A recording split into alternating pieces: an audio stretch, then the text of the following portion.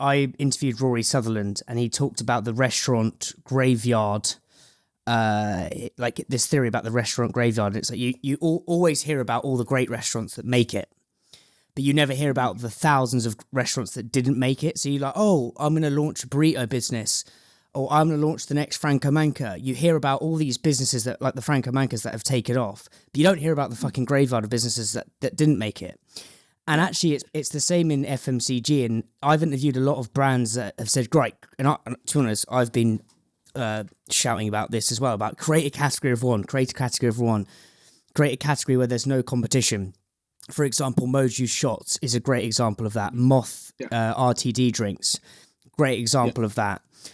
And I'm like, and it can be a beautiful blessing in that there's no path. You kind of have carte blanche on how you pitch it to the retailers. But, and that there's a huge opportunity for huge white swan growth. But at the same time, there's brands like yourself where it's like, oh my God, I wish there was some sort of trodden path.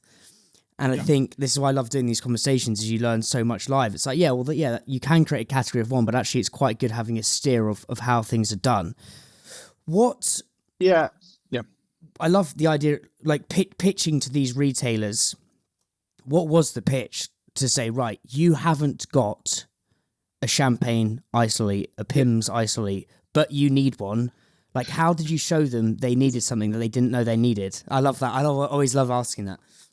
Well, funnily enough, I think there's an interesting point here, which is the sort of weird and wacky and innovation like we sort of had.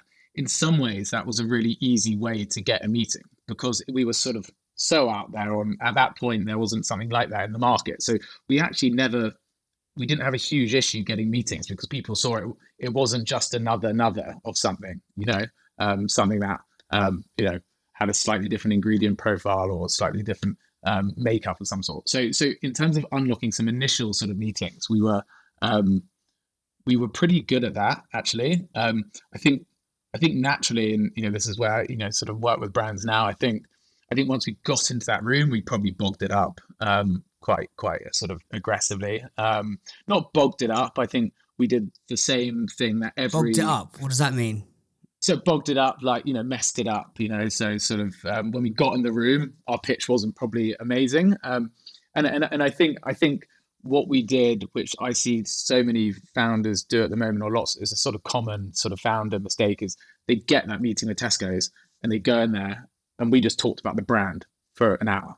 So we just walked in there and talked about how lovely our brand was, how lovely our packaging was, look at all the events we've attended, look at some of these influencers we've worked with, all that stuff. And, that whole thing sort of needs to be reframed, which is sort of, in my view, you're spending probably about 10, 15 minutes on the brand and a lot more time on the category opportunity and how you're going to help them grow the category and all those bits.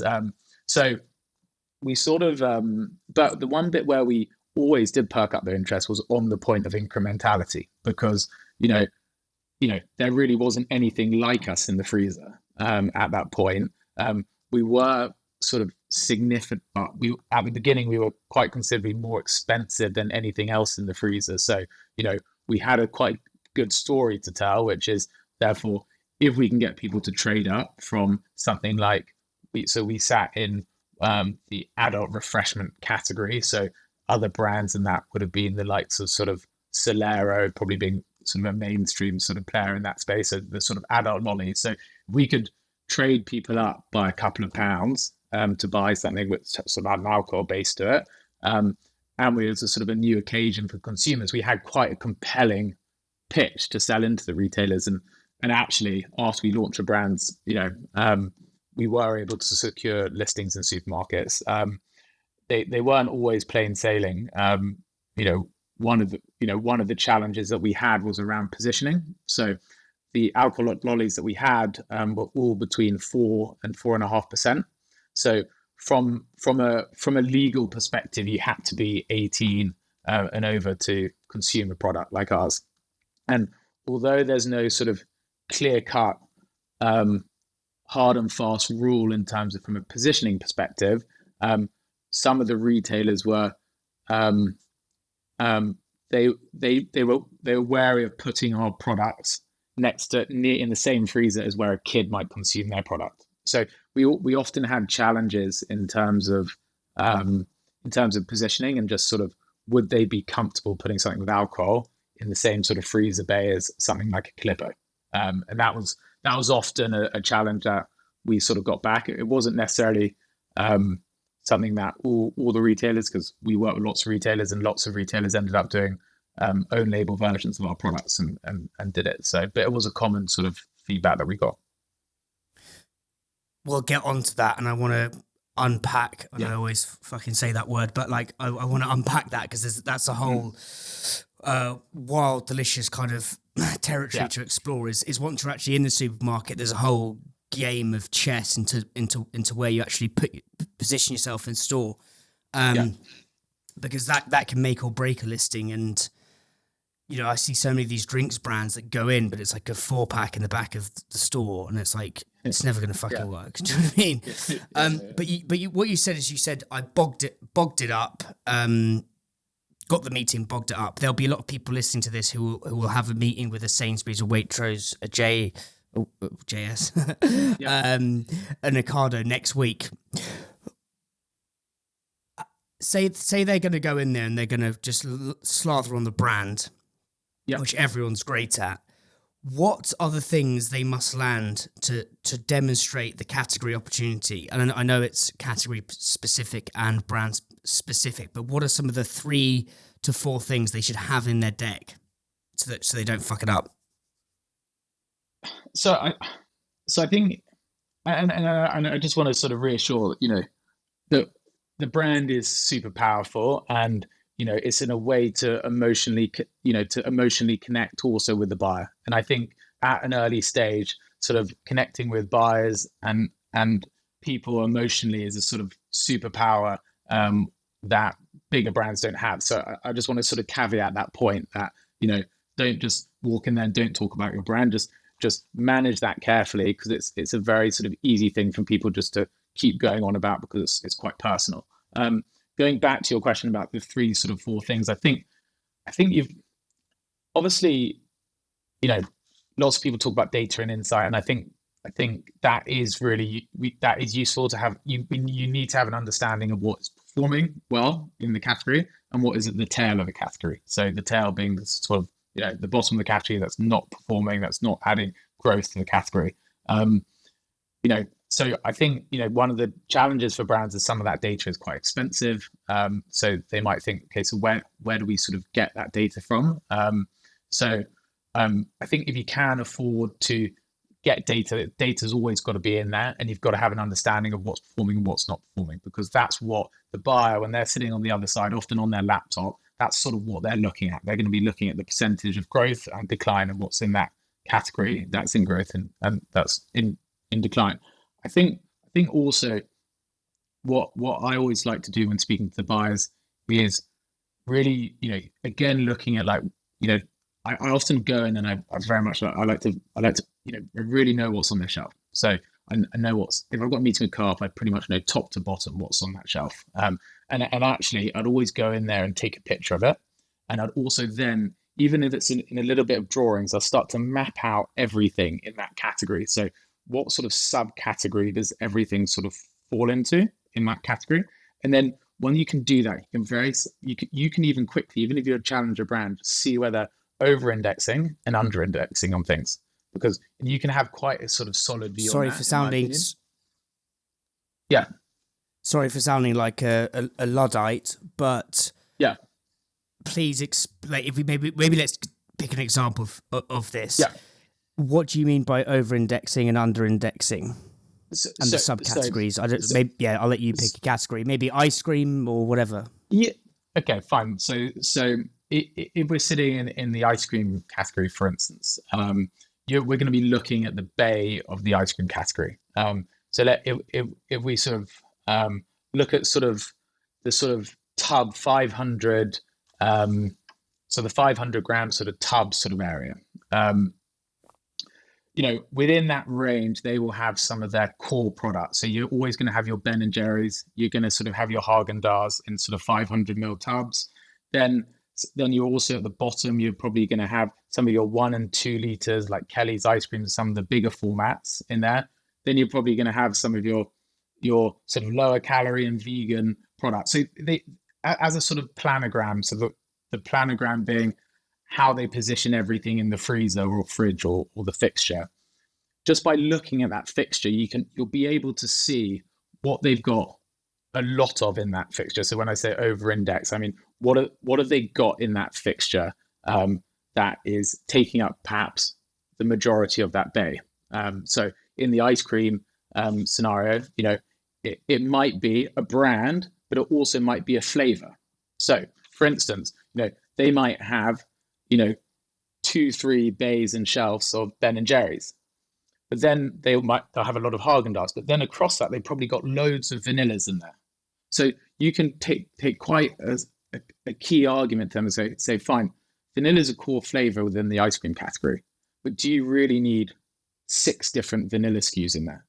Would tell me how that is going to then be driving that incrementality when you've got 6 vanilla flavors. Some of them might be from big, well-known established brands, and some of them might be from smaller brands, and that can help. But and just being open and honest with those bars and asking them those questions. Can you explain to me why you need 6 vanilla ice cream variants in your category when I'm bringing you something new and different?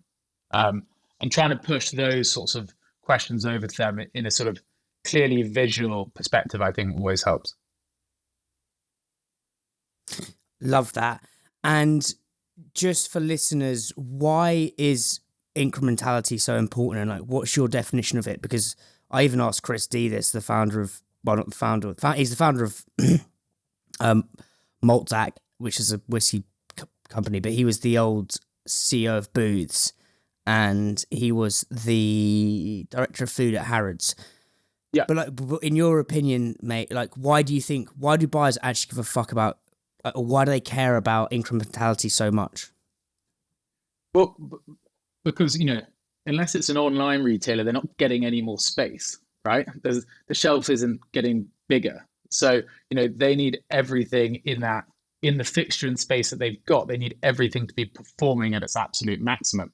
So if someone can go into that category let's use ice cream because we're talking about it now. Someone goes in and buys a vanilla ice cream, a tub of vanilla ice cream, but they also end up coming out of that purchasing moment, and they've got a pack of pops.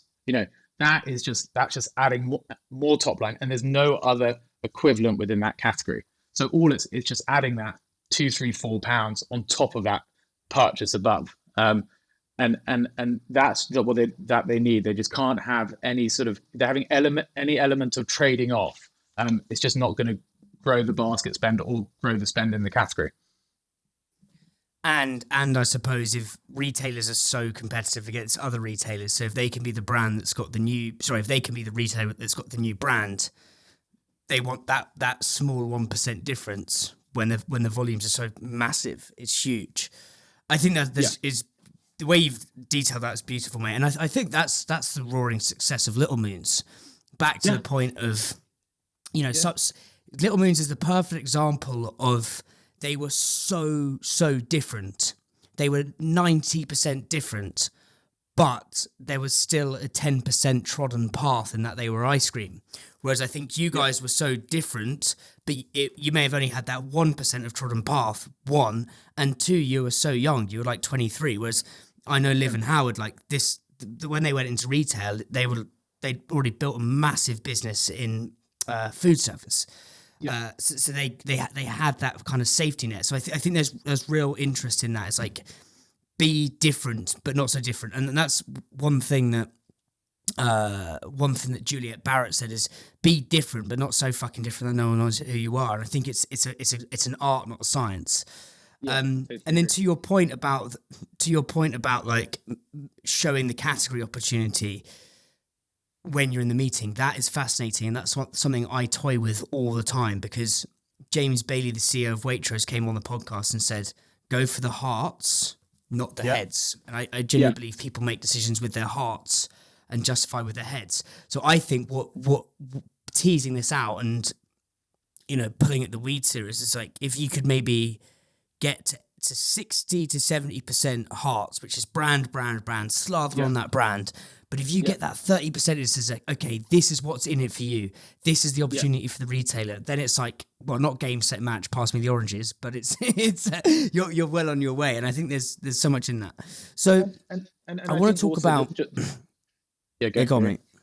Yeah, I also think, I think we've also just got to be, the sort of buying landscape, I think, has changed massively over the last certainly like the last 2-3 years, in terms of, we don't need to go into all the details, but everything that's happening in the sort of the wider market. So I think these, and I'm not disagreeing with the point that you made in terms of getting the percentages right, but I just think buyers are being so much more calculated in terms of the decisions that they're making.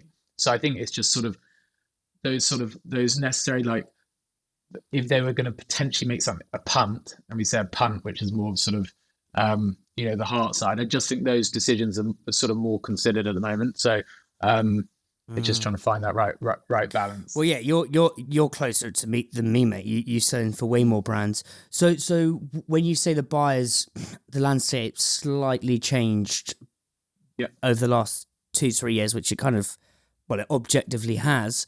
Yeah. When you say buyers are being more calculative, whatever, how the fuck you say it, what do you mean by that? So, again, at the moment, it depends. It looks at, let's think about, in terms of where we are from an economic perspective. We've got, inflation. We've got inflationary pressures through the market. They're dealing with a lot of price increases that are being sort of put through, especially from some of the bigger players. So, lots of the sort of the Procter and Gamble's, the Unilevers, the Diageo's, there's price increases going through the market.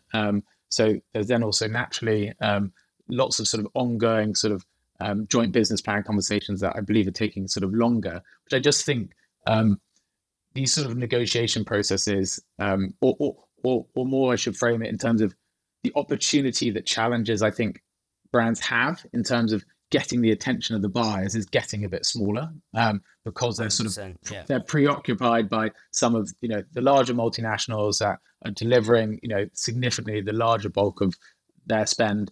They're putting through price increases. They're sort of having pressures. So that's where the focus is going to. And of course, there's lots of noise about challenger brands and through the work that we're all doing. But in terms of and in terms of like great things like future brands, the Appery and Co-op, there's lots of sort of good accelerators, but that is sort of helping.